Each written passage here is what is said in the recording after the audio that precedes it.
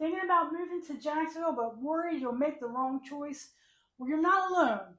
I've seen a lot of relocating buyers make these 5 mistakes, and I don't want that for you. So stick with me, and you'll feel a lot more confident about your move. I remember when we moved here in '99. I know it was a long time ago, and I had family here, so that made it a little bit easier on trying to pick the area. But if you don't have family here and you're trying to figure out where is the best place to move, it can be a little scary, a little overwhelming. And Jacksonville is ginormous. I mean, it is spread out. And what is really nice is if you can figure out what type of house you want. You know, it's easy if it's condos or if you're going to be renting an apartment. You know, there's certain areas that have those more than other areas. So that kind of helps to eliminate different places. Your job, where is your job located at? Commute times. You may want to figure that out as well. Jacksonville is, you know, it's more built out. You have some newer subdivisions as you go away from downtown. You start going out a little bit more. So if you want newer subdivisions, you want to go out farther. If you like the urban life and like downtown, there's plenty of housing there. There's historic, like Riverside, Avondale. Those are beautiful big trees. But maybe you want to look at other areas like Clay County. Clay County is just south of Jacksonville on the west side of St. Johns River. Then there's St. Johns County. That's on the east side of the St. Johns River, just south of Jacksonville. Clay County and St. Johns County, a lot of folks move there if they have children in school because the school systems there, especially St. John's gets touted as one of the best schools in the whole state. So a lot of families will move there. Now, that does come with a higher price tag, as the prices in St. Johns County is more than Jacksonville and Clay County. Plus, you're closer to the beaches. Now, a lot of people, when they think of Jacksonville, and people will throw in, oh, Jax Beach as part of Jacksonville. It is Jacksonville by name, but it has its own little government, you know, its own city hall. It's not part of the city of Jacksonville. And me, I am one that tends to be like, well, if it says it's Jax Beach, it's not part of Jacksonville. Or, you know, like some people will say, oh, well, there's parts of Jacksonville that you'll love called Nocatee. And no, Nocatee is in St. Johns County.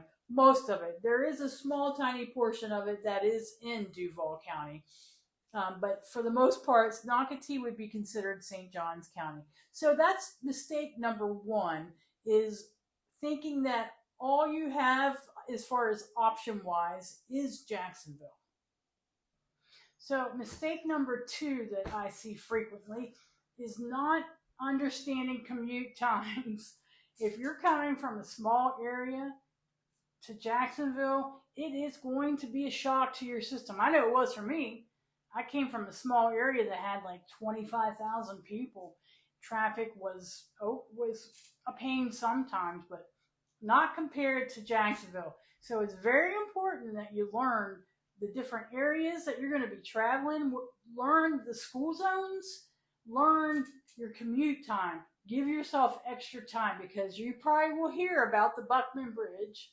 If you have to travel that, I tell you, there's going to be accidents. I don't know why it attracts accidents so bad, but then there's times it does, and it shuts it down all on one side, or maybe it brings it down to 1 or 2 lanes, and it's a nightmare. So usually, you know, your rush hour traffic in the morning is usually about 7:30ish to 8:30. In the evening, you're looking at about 4:30 to about 6ish. When school is in versus when school is out, traffic is different.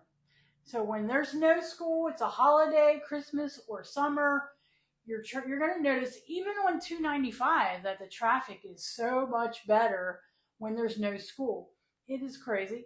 I love it when there's no school, but there is school more than there's not. So you want to learn the school zones as well too. But you have to factor in, because if you're going downtown and let's say you live in Clay County or St. John's, you're going to have a longer commute and you're going to have more chances of having, meeting that traffic. And 10, 20, 30 minutes of leaving a little bit earlier or even a little bit late makes a complete difference. So make sure you factor in your commute times as well. So mistake number 3 can be kind of a sticker shock, and that's ignoring flood zones or car and home insurance costs. It's gotten expensive here. And we're Florida. We're close to bodies of water. So the closer to the bodies of water that you are, the more chance that there can be flooding. Now, there's some places that isn't really close to bodies of water and are prone to flood areas. And I'll get into that more in other videos too, and tell you some of the neighborhoods that do flood. But if you do live in a flood zone and you're buying a house with a mortgage, you have to have flood insurance. So you need to factor in that cost. If it's an area that you're not in a flood zone, you can still get flood insurance, and it's not going to be as expensive as it would be if it was required. Our auto and our home insurance, I'm not going to sugarcoat it. They have really went up. And I'll give you real-time examples for me. My homeowners insurance, we bought the house in 2021. I think it was $830. Not bad. Live with that. It went up a little bit following year. Well, make a long story short, it's 2025. My homeowners insurance is now gone to $1,500 a year. And I'm not happy. That's ridiculous. There's no reason, no claims, nothing. My auto insurance, it continues to go up every 6 months. And I'm not going to lie, I'm a little bitter about that too. 3 cars, 3 drivers. 2 of the drivers have never had tickets. And one of the drivers, her last ticket was 21, 22 years ago. So really, no tickets. The only my accidents I've had, I've never been at fault. It's always been somebody hitting me. I had one a year ago. Their insurance paid for most of the cost.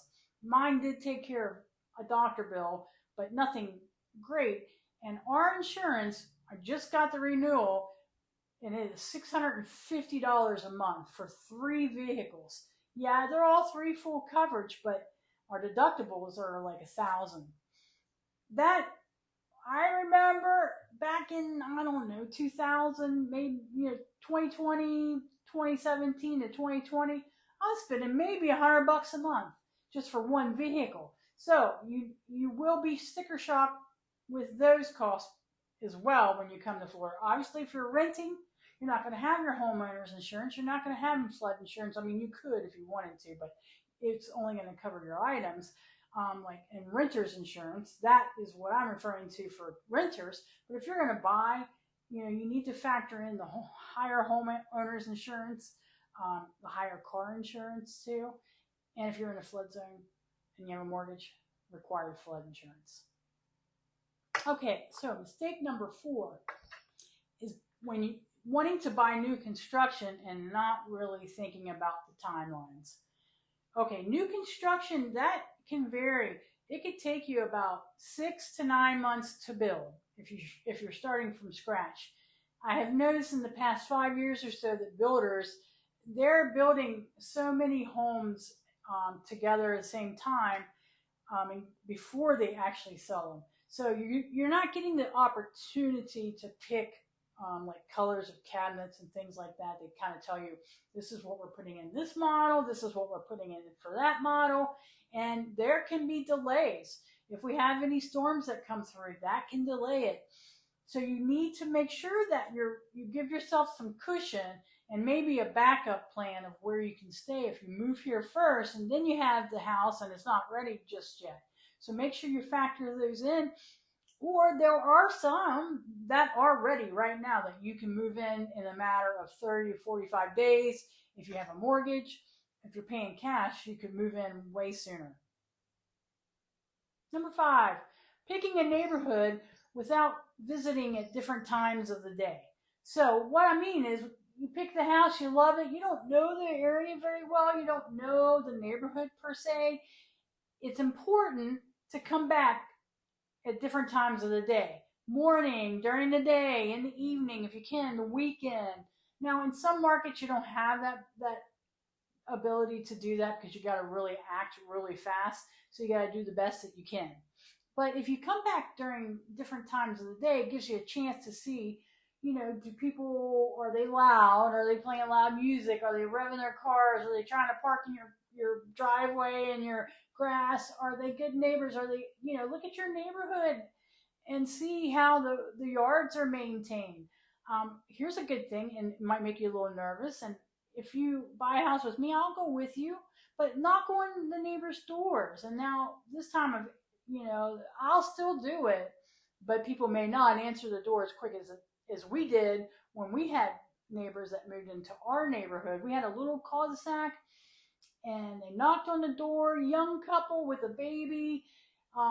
They were really nice. They were asking how the neighborhood was. They were looking at a house right across from us.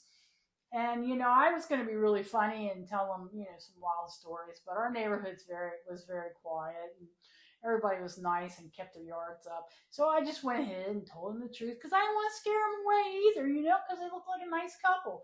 And I was right. They were a nice couple, military folks, and they lived there for a few years, and it was fun having them there.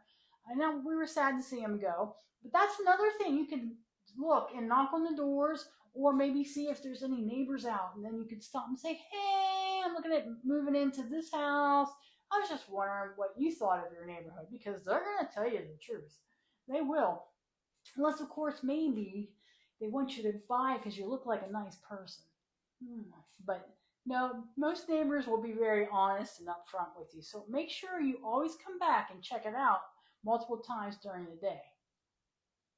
Moving is stressful enough. You don't need any surprises. And avoiding these 5 mistakes will help you feel confident about where you land. If you want to take a peek at like Fleming Island, check out the video Living in Fleming Island. And I'm going to give you a little bit of taste of what that area is like. And also there is another video. It's actually a playlist of living in Jacksonville. And I'm going to dive into the different neighborhoods in Jacksonville, even a little bit of the main streets for you to get an idea of that.